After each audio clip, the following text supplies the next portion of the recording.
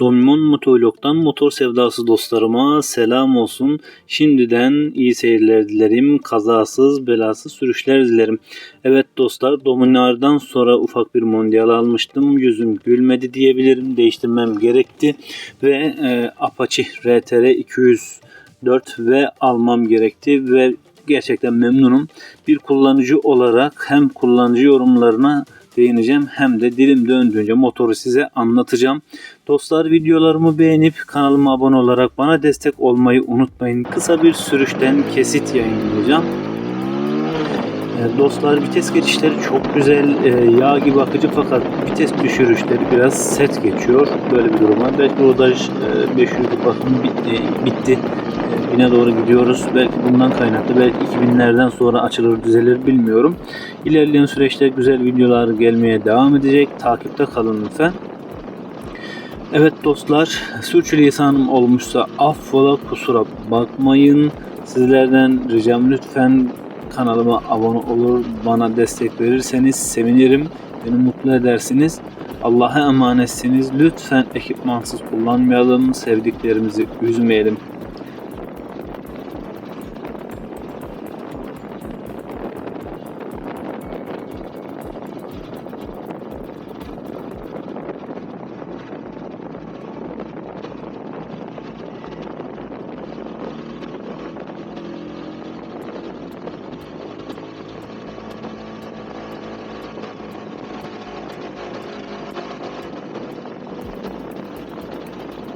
Haydi başlayalım dostlar. Size iyi seyirler dilerim. Allah'a emanetsiniz.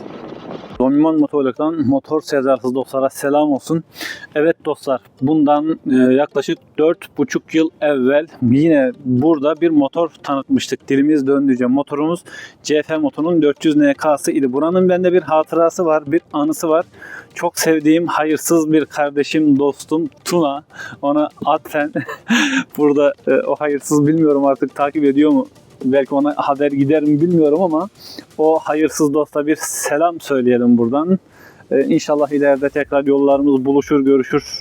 Tekrar güzel günler geçiririz kendisiyle. O yüzden özellikle burayı seçtim. Vakit geç oldu biliyorum, hava biraz karardı ama ancak vakit ayarlayabildik. Öyle denk geldi. Dominar'la çok sorun yaşadım. Düğünüm oldu. Düğünüm dolayısıyla da satmam gerekti ve bir tane Mondial almıştım. Mondial da benim başım arttı. Bir yıl zar zor kullanabildim. O motoru şu an beklemede, bozuk bir şekilde bekliyor ve motorsuz olmadığı için yaklaşık 3,5-4 ay motorsuz sıkıntılı bir süreç yaşadım ve tekrar bir motor arayışına girdim ve bir arkadaşımla konuştuğumda bundan bahsetti. Daha evvelden ben bunu araştırmıştım ama konuştuğumuzda o gün karar verdim, tamam ben bunu alacağım diye.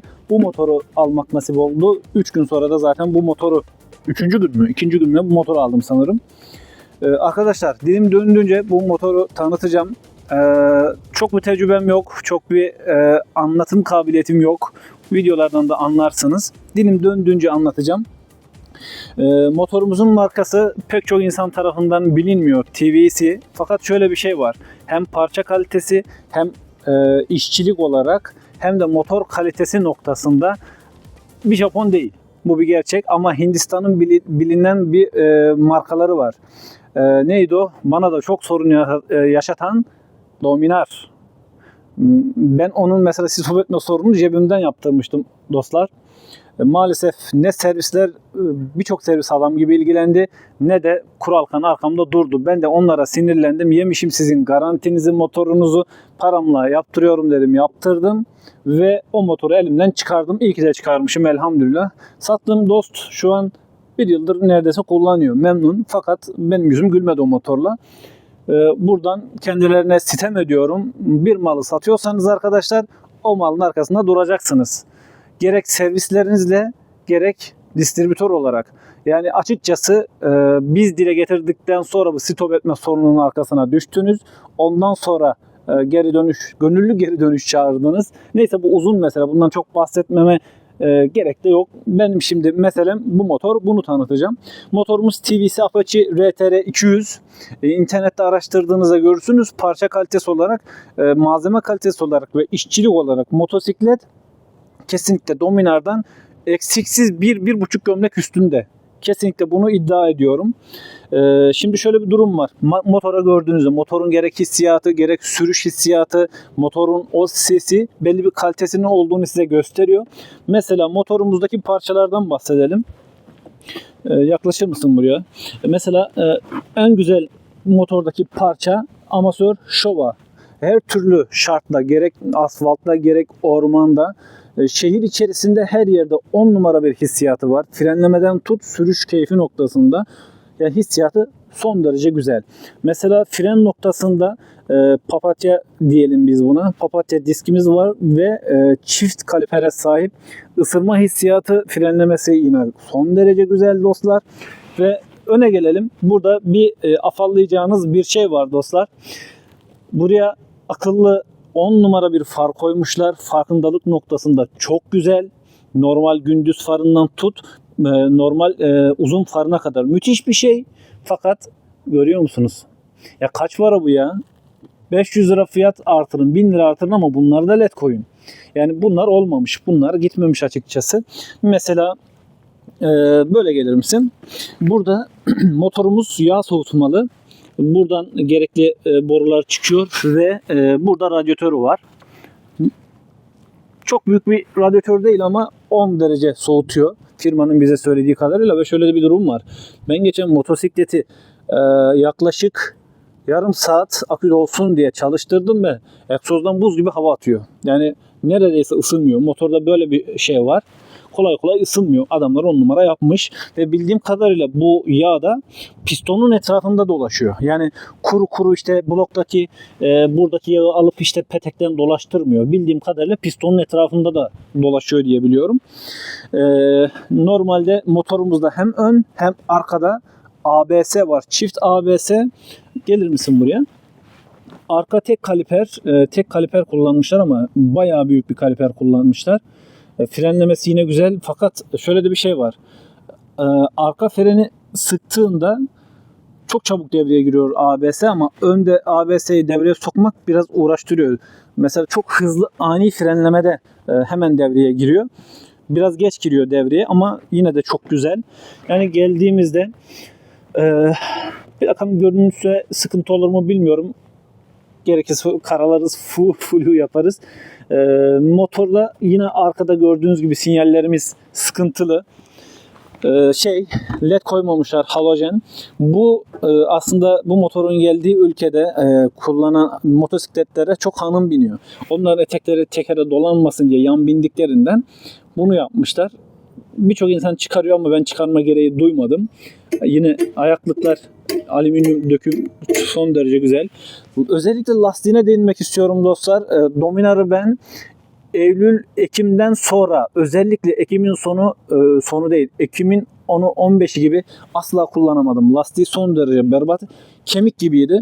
Ama bak bugün Şubat'ın 8'i, 8 Şubat ve ben bu motoru alırken lastiğine tırnak attım, baktım. Harbi yumuşak hamur. Dolayısıyla şu ana kadar kullandım. Tabii ki hamuru çok güzel olan lastikler kadar kaliteli mi değil ama Dominar'ın lastiğinden güzel. Yine birçok markanın stok lastiğinden güzel. Böyle bir lastiği var. Yine vites pedalımız bu şekilde, bakın. Mekaniği gayet güzel. Tasarımı hoşuma gitti. Çok güzel. Şanzımanında şöyle bir şey var. Anlatabildiğimde, dilim döndüğünce olan yaşadığım şeyleri anlatacağım. Yaklaşık 650 kilometre oldum sanırım. İlk rodajı bakımını yaptırdım. Vites geçişleri yağ gibi. Çok güzel. Ama vitesleri düşürürken böyle Dominar kadar değil ama Dominar'a yakın bir şekilde şak diye böyle sert düşüyor. Niye öyle oluyor onu bilmiyorum. Bir hafta içerisinde şeyim var. Randevu aldım. Servise gideceğim. Ondan bahsedeceğim. Neden öyle diye. Sonra gelelim mesela manetlere bakalım. Gelir misin böyle Muhammed? Mesela manetlerde 3 tane ayar var. Gerek debriyaj gerek fren. Bunu ayarlayabiliyorsunuz, sertliğini, yumuşaklığını. Bu kesinlikle çok güzel ve birçok motorda aranan ama irili ufaklı birçok motorda olmayan selektör tuşumuz, uzun kısa tuşumuz ve burada önemli bir düğmemiz var. İyi dostlar. Bunu birçok forumda değinmiyorlar. Birçok sitede motoru tanıtan insanlar değinmiyor. Bunu şu an tam olarak anımsayamadım ama anımsadığım kadarıyla söyleyeyim. Uygulaması var. Uygulamasını kurduğunda, ayarlamasını yaptığında olası bir kazada sanırım bu 1 dakika bir süresi var bildiğim kadarıyla. Ayarladığınız kişiye motorun son konumunu gönderiyor. Ayrıca navigasyon var motorun uygulamasında. Navigasyonu kullanırken orada sana hem petrol ofislerini hem de hastaneleri, en yakın hastaneleri sana haritasında gösteriyor. Adamlar kesinlikle çok kullanışlı bir şey yapmışlar. Mesela açalım kontağımıza bakalım. Bir pompa sesi duyalım. Ekranı bu şekilde. Mesela az önce merhaba diyor, merhaba. Bir ayar verecek, servise götürün diye. Neden bu uyarıyı söyledi, sordu, gösterdi, ondan bahsedeyim. Normalde ilk bakımı 500'deydi. Ben 406 kilometredeyken götürdüm. Dolayısıyla 500'de olmadığı için o ayarı onlar yapamadı. Servis bana işte belli bir kilometre söyledi. Şu kilometrede gel de. Şimdi ben onu söylemeyeyim burada. Şu kilometrede gel dedi. Dolayısıyla o kilometrede gideceğim ve burada motorun ayaklığını açtığınıza dair bir uyarısı var yan sehpa. Burada Bluetooth işareti vardı. Ben Bluetooth'la telefonu eşleştirdiğim için dolayısıyla burada o çıkmıyor. Vites göstergesi var. Yine birçok motorun olmazsa olmaz ama birçok motorda da olmayan vites göstergemiz var. Şu an şunu denedim ben. 3 sürüş modu var. Özellikle buna değinmem gerekiyor. Bu sürüş modunda, Rain sürüş modunda 8200 gibi, 8500'ü bulmuyor. 8200 gibi kesiciye giriyor motosiklet. Ve hatırladığım kadarıyla 112 mi 114 mi ne yapmıştım. 3 modu var. Spor modunu sadece bir kez denedim ve şehir modu var. Bu modu da yine birkaç kez denedim. Ama bazı özellikle CF motoda olan bir mod var mesela. Motordaki modda hiçbir şey değişmiyor. Hiçbir artısı eksisi yok. Öyle süs diye koymuşlar. Fakat bu moda bastığınızda mesela şu an bildiğim kadarıyla bu modda motor 15 beygir. Ama bu modu alırsanız şehir moduna dolayısıyla 17 beygire alıyor motor ve motorun sesi hissiyatı yine değişiyor ve motoru maksimum performansta kullanmak için 3. modumuz olan sport modu alıyorsunuz ve burada da motor 21 beygire çıkıyor. Tork olarak da zaten motorumuz 16,5 Nm torka sahip. Fakat ben şehir içindeki o sürüş modu ve spor modda kesiciye sokmadım motoru. O yüzden bilmiyorum. Motorun depo tasarımı sanki 15-17 litre alıyormuş gibi iri yapmışlar. Dış kaba olmuş biraz. O yüzden böyle. Bu tasarıma millet ters gibi gelebilir ama alışınca gerçekten çok hoş, güzel bir tasarım. Depo yine bu şekilde ve özellikle buradan şunu da göstermek istiyorum size. İnşallah kırmadan açarız. Burada özellikle dostlar şunu belirtmek istiyorum. Motorda şöyle bir sıkıntı var. Mesela siz diyelim ki anahtarı burada kırdınız. Veyahut da burada kırdınız ya da burayı açarken kırdınız. Ne oluyor biliyor musunuz? Komple set olarak değişiyor. Fabrikanın maalesef böyle bir sıkıntısı var. Ayrı ayrı değiştirmek yerine set bir şekilde değişim yapılıyormuş. Çok mu zor tek değiştirmek? Hayır ama demek ki fabrikanın da kendine göre bir hesabı var. Olan zaten her zaman son kullanıcı oluyor. Kolay bir şekilde selemiz açılıyor. Burada avadanlık setimiz var. Burası açılıyor. Motorda ne var ne yok bazı şeyler burada. Ve özellikle bazı insanlar oturduğumuz sele nereden açılıyor diye çok soru soruyorlar. Anahtar deliği bulamadım. Nereden açılıyor diyor. Dostlar adamlar çok mantıklı bir şey yapmışlar. Bakar mısınız? Buraya bir tel koymuşlar. Basıyorsun tık atıyor. Bu engelleyecek mi? Bakayım. Şöyle bırakalım bunu ya. Anahtarı çıkarabiliyor muyuz? Çıkardık. Tamam. Ve selesi de bu şekilde açılıyor. Hava filtresi buradan değişiyor. Yani dostlar son derece pratik yapmışlar. Genellikle bu tarz şeyleri çok büyük motorlarda görürsünüz. Özellikle şu modu büyük motorlarda görürsünüz. Performans modunu yine çok büyük motorlarda görürsünüz. Yani adamlar 10 numara yapmış. Yani takdir etmek lazım. Şimdi avadanlığımızı da yerleştirip şöyle kapatalım burayı. Burada göstereceğim birkaç şey kaldı.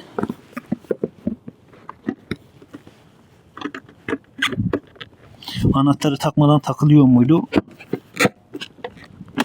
Tamam, doğru takılıyormuş. Şimdi bir egzoz sesi dinleteceğim. Ondan sonra modlar arası değişim yaptığımızdaki ses hissiyatını hissedebilir misiniz oradan bilmiyorum ama ona bakacağım. Boşalalım. Boşalmak da yine çok kolay. Şu an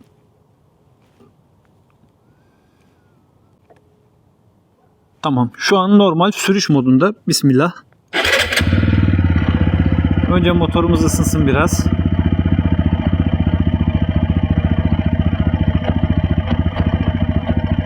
Yani motorda şöyle bir sıkıntı var yalnız. İlk 300 kilometrede bir şey yoktu ama 300 kilometreden sonra motorun sesi değişti. Sanki stop et edecek gibi. Yaklaşık 1800 devirde çalışıyor şu an motor. Muhtemelen devir çok düşük. Yazılımsal bir sıkıntı var diye düşünüyorum. Ayarlanacak. Motorun normal sürüş modundaki sesi bu. Mesela mod değiştiriyorum. Kulaklarınız ne kadar hassas bilmiyorum ama değişim var. Belki sen hissettin mi Muhammed? Ufak bir değişim var. Buradaki sesle hissiyat da değişiyor. Ve spor moda aldığımızda biraz daha canlı bir ses geliyor. Ve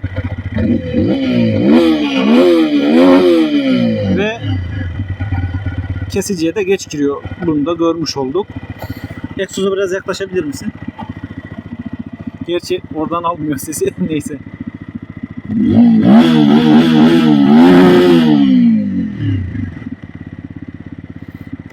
Evet dostlar, motorumuz bu. Elimden geldiğince, dilim döndüğünce size güzel anlatmaya çalıştım. İlk bakımından bahsedeyim size. Motor 1.2 litre yağ alıyor. Dolayısıyla 2 tane 1 litrelik yağ açıyorlar motosiklet için. Fakat servis bana şöyle bir şey söyledi. 1250 lira dedi ve yağın bir tanesinin 200 milimini kullanıyorlar. 200 milimden arda kalan yağı size veriyorlar. Bir sonraki bakıma geldiğinizde sadece bir tane açmış oluyorlar. Ve 1000 kilometrede gideceğiz. 1000 kilometreden sonra gittiğimizde 2000'de gideceğiz. Ben 2000'de şu an ben Motul 5100 kullandım. Şöyle bir durum var.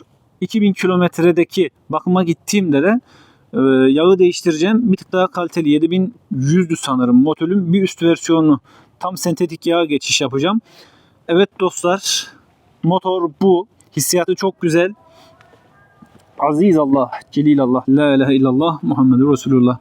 Dostlar, motorumuz bu. Önümüzdeki günlerde özellikle şu düğme ile ilgili ve bu mod ile ilgili bir de Bluetooth bağlantısı ile ilgili konum özelliklerden bahsedeceğim. Bak şunu da kaskı şöyle bir bırakayım. Motorun kalan son etiketini sizle açalım dostlar. Şöyle motoru kaldırayım. İşte bu kadar dostlar. Son etikette sizlerle açtık. İnşallah sizlere çok daha güzelleri nasip olur. Bunu cebimize alalım. Çöpe atarız. Dostlar, elimden geldiğince güzel motorlarla, güzel içerikler sizlere sunmaya çalışıyorum ve motor camiasında maalesef kötü arkadaşlarımız da var. Gerek çocuklara gerek gençlere kötü örnekler oluyor. Bu noktada ben bütün motosikletçilerin kötü olmadığını sizlere kanıtlayacağım zaman içerisinde Allah'ın izniyle. Her noktada örnek olma noktasında. O yüzden benden absürt hareketler beklemeyin. Küfürlü videolar beklemeyin. Ön kaldırmalar beklemeyin. Ayna kırmalar beklemeyin. Böyle içerikler yapmayacağım. Ben insanlara zarar vermek değil, insanlara faydalı olmak istiyorum. Motosikletli insanlar seri push olarak bilinmesin. Adam gibi efendi dürüst insanlar olarak bilinsin. O yüzden elimden geleni yapacağım. Dostlar, sizlerden bir ricam var. Kanalıma abone değilseniz abone olup videolarımı beğenerek bana destek olabilirsiniz. Domimon Motovlog'dan kazasız belasız sürüşler dilerim. Selamünaleyküm.